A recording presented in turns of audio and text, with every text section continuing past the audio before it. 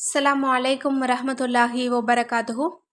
அல்ஹம்துலில்லா, நாம் அனைவருமே மகத்துவமான ஒரு அரஃபாவினுடைய தினத்தில் இருக்கோம். அல்ஹம்துலில்லா, இந்த நாள் நமக்கு மிக மிக சிறப்பான ஒரு நாள். ஏன்னா அரஃபா நாளும் ஜுமாவுடைய நாளும் சேர்ந்து வரக்கூடிய ஒரு அற்புதமான நாளில் இருக்கோம். இந்த நாளில் நம்ம எல்லோருமே அதிக அளவு அமல் செய்யக்கூடியவங்களாக நம்ம இருக்கணும். அதுலேயும் நம்ம சில அமல்களை தேர்ந்தெடுத்து செய்யணும். அப்பதான் இன்னும் நமக்கு பலன் அதிகமாக கிடைக்கும். அப்படி தேர்ந்தெடுக்கப்பட்ட அரஃபா தினத்தில் ஓதப்பட வேண்டிய சில முக்கியமான ஔராதுகளை தான் நம்ம பார்க்க போகிறோம். இன்ஷா அல்லாஹ் கட்டாயமாக நம்ம எல்லோருமே அவசியம் ஒரு அரை மணி நேரம் ஒதுக்கி இந்த அமலை முடிக்கக்கூடியவங்களாக நம்ம இருந்தோம் அப்படின்னா எண்ணற்ற பலன்களை அடைந்து கொள்ள முடியும். இந்த முனாஜாத்தினுடைய சிறப்பை கேட்பதற்கே நம்ம கொடுத்து வச்சிருக்கணும். அந்த அளவு சிறப்புகள் சொல்லப்படுது. அல்லாஹ்வினுடைய உதவி உடனடியாக இறங்கக்கூடிய ஒரு முனாஜாத் அப்படின்னு சொல்லப்படுது. இன்னும் பெண்கள் இந்த அரஃபா தினத்துல இந்த அமலை முடிச்சாங்க அப்படின்னா அவங்களுடைய ஒரு துவா கூட மிஸ் ஆகாதாம். அவங்களுடைய துவா மட்டும் இல்லை, அவங்க 10 தலைமுறையினருடைய துவாவும் கபூலாகுமா. அல்ஹம்துலில்லாஹ்.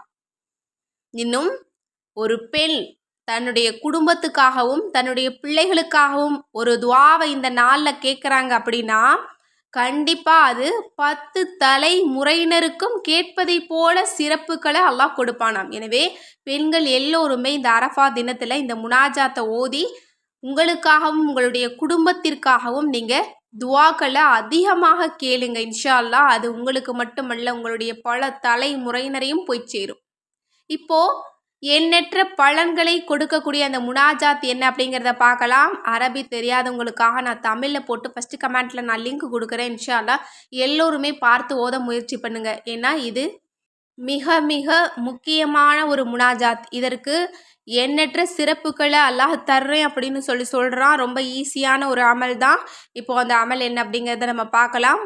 முதலாவதாக அரஃபா தினத்தில் நீங்கள் ஜுமாவுடைய தொழுகைக்கு முன்னாடி செய்யுங்க, அல்லது ஜுமாவுடைய தொழுகைக்கு பிறகு செய்யுங்க, அல்லது அசருக்கு பிறகு செஞ்சீங்க அப்படின்னா ரொம்ப சிறப்பு.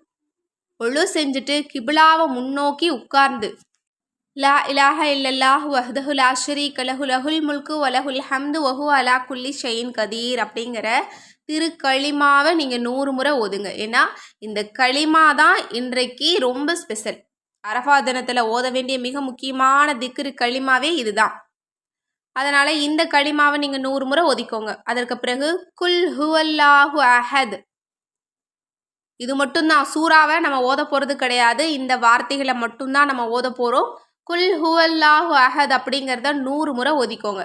அதற்கு பிறகு அல்லாஹும்ம ஸல்லி அலா சய்யிதினா முஹம்மதின் கமா ஸல்லைத வஸல்லம்த அலா இப்ராஹீம வஅலா ஆலி இப்ராஹீம இன்னக ஹமீதும் மஜீத் வஅலைனா மஹும் அப்படிங்கிற செலவாத்தையும் நீங்கள் 100 முறை தஸ்பீஹ் செய்யணும். இதற்கு எவ்வளவு சிறப்பு அப்படிங்கிறத கேளுங்க.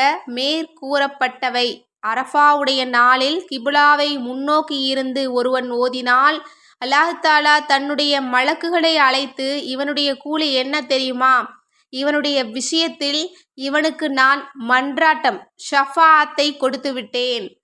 இவன் மஹ்ஷரில் உள்ள அனைவருக்காகவும் மன்றாட்டம் கேட்டாலும் அவனுக்கு நான் அதை கொடுப்பேன். அதற்கு நீங்களே சாட்சியாக இருந்து கொள்ளுங்கள் என்று அல்லாஹ் தஆலா கூறுறானாம். அல்ஹம்துலில்லாஹ், எவ்வளவு சிறப்பு பாருங்க. இந்த 3 திக்ருகளை நம்ம ஓதுறதுக்கு அல்லாஹ் தஆலா தன்னோட மலக்கு அழைச்சு சொல்கிறான், நான் இந்த அடியாருக்கு மன்னிப்பை கொடுத்துட்டேன், சிறப்பை வழங்கிட்டேன். இந்த அடியார் மஹ்ஷரில் நின்றுக்கிட்டு அங்கே இருக்கக்கூடிய யாருக்காகவும் இன்னும் எல்லோருக்காகவும் ஒரு துவாவை கேட்டாலும் நான் அதை கபூலாக்கி தருவேன் அப்படின்னு சொல்கிறான். அல்ஹம்துலில்லாஹ், இதற்காகவாவது நம்ம எல்லோருமே இந்த 3 திக்ருகளை ஓதக்கூடியவங்களாக இருக்கணும். இது மட்டும் கிடையாது, இன்னும் சிறந்த 4 வரிகள் இருக்குது, அதையுமே நம்ம ஓதிக்கணும். இந்த ரெண்டுமே சேர்ந்து தான் நமக்கு ஒரு மிக பொக்கிஷமான ஒரு முனாஜாத்தாக கருதப்படுது. இப்போது அந்த 4 வரிகள் என்ன அப்படிங்கிறத பார்க்கலாம். பிஸ்மில்லாஹி மாஷா அல்லாஹு லா யசூகுல் ஹைர இல்லல்லாஹு அப்படின்னு 100 தடவை ஓதணும். பிஸ்மில்லாஹி மாஷா அல்லாஹு லா யஸ்ரிஃபு சூஅ இல்லல்லாஹு அப்படிங்கிறத நீங்கள் 100 முறை ஓதுங்க. அடுத்தது பிஸ்மில்லாஹி மாஷா அல்லாஹு வமா பிக்கும் மின் நியமத்தின் ஃபமினல்லாஹ் அப்படிங்கிறத 100 முறை ஓதிக்கணும். அடுத்தது பிஸ்மில்லாஹி மாஷா அல்லாஹு லா ஹவுல வலா குவத்த இல்லா பில்லா அப்படிங்கிறதையும் நீங்கள் 100 முறை ஓதிக்கணும். இதனுடைய அர்த்தம் என்ன அப்படின்னா, முதலாவது திக்ரு, அல்லாஹ்வினுடைய பெயரை கொண்டு நான் சொல்கிறேன், அல்லாஹ் நாடினாலே தவிர, அல்லாஹ்வை தவிர எந்த நலவையும் யாராலும் செய்ய முடியாது. அடுத்தது இரண்டாவது வரி, அல்லாஹ்வினுடைய பெயரை கொண்டே நான் சொல்கிறேன், அல்லாஹ் நாடினாலே தவிர, அல்லாஹ்வை தவிர வேறு யாராலும் எந்த தீங்கும் இழைக்க முடியாது. அடுத்தது மூன்றாவது, அல்லாஹ்வினுடைய பெயரை கொண்டே நான் சொல்கிறேன், அல்லாஹ் நாடினாலே தவிர அல்லாஹ்விடம் இருக்கும் நியமத்தை யாராலும் கொடுக்க முடியாது. அடுத்தது நான்காவது வரி, அல்லாஹ்வினுடைய பெயரை கொண்டே சொல்கிறேன், அல்லாஹ் நாடினாலே தவிர அல்லாஹ்வை தவிர வேறு எந்த சக்தியோ வலிமையோ கிடையாது. இந்த 4 களிமாக்களையும் ஒருவன் அரஃபா தினத்தன்று ஓதினால் ஒரு வருடத்தினுடைய தேவைகள் அனைத்திற்கும் இதுவே போதுமானது அப்படின்னு சொல்லப்படுது. அல்ஹம்துலில்லாஹ். இந்த அரஃபா நாளில் ஓதக்கூடிய முனாஜாத்தை நம்ம எல்லோருமே ஓதக்கூடியவங்களா இருக்கணும். ஏன்னா இதை நம்ம ஓதிட்டோம் அப்படின்னாலே நமக்கு பாவ மன்னிப்பு கிடைச்சிருது. இன்னும் நமக்கு மட்டுமல்ல, நம்மை சார்ந்த அனைவருக்குமே கிடைக்குது. இன்னும் நாம் யாருக்காகவெல்லாம் துஆ கேட்குறோமோ அவங்க எல்லோருக்காகவுமே அல்லாஹ் தஆலா பரிந்துரை செய்வான். எனவே இந்த மகத்தான அரஃபா நாளில் இந்த மகத்துவமான முனாஜாத்தை நம்ம எல்லோருமே ஓதி இதனுடைய சிறப்பையும் பலனையும் அடைந்து கொள்ள எல்லாம் வல்ல அல்லாஹ் நம் அனைவருக்கும் நற்கிருபை செய்வானாக. ஆமீன் என்று கூறி இந்த பதிவை நிறைவு செய்கிறேன். இந்த விஷயங்கள்லாம் உங்களுக்கு பிடிச்சிருந்தது அப்படின்னா இந்த சேனலை லைக் பண்ணுங்கள், ஷேர் பண்ணுங்கள், கமெண்ட் பண்ணுங்கள், கண்டிப்பாக சப்ஸ்கிரைப் பண்ணுங்கள். அஸ்ஸலாமு அலைக்கும் ரஹ்மத்துல்லாஹி வபரகாத்துஹு.